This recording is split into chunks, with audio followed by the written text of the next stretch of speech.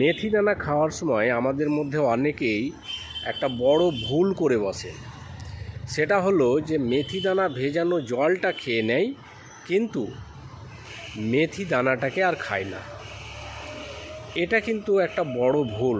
কারণটা হচ্ছে যে মেথি দানার যে নিউট্রিয়েন্ট, সেটা মেথি দানা ভেজানো জলে কিছুটা মেশে ঠিকই, কিন্তু তার বেশিরভাগ যে নিউট্রিয়েন্ট, মেথি দানার বেশিরভাগ নিউট্রিয়েন্ট কিন্তু ওই দানার মধ্যেই থেকে যায়।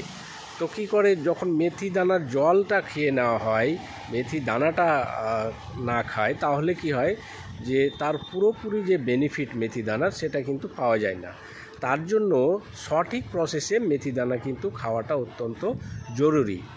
কি করবেন আপনারা, প্রথমে 1 চা চামচ মেথি দানা নেবেন, ভালো করে পরিষ্কার করে ধুয়ে নেবেন। ধুয়ে নিয়ে 1 চা চামচ মেথি দানাকে আপনারা রাতের বেলায় 1 গ্লাস জলে ভিজিয়ে দিন, এবং সেই জলটা রাতের বেলা সারা রাত ভিজবে মেথি দানা।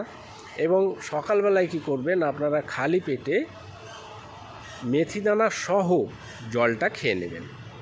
এটা একটা প্রসেস। এবং 2 নম্বর প্রসেস আপনারা করতে পারেন, শুকনো মেথি দানা আপনারা গুঁড়ো করে নেবেন।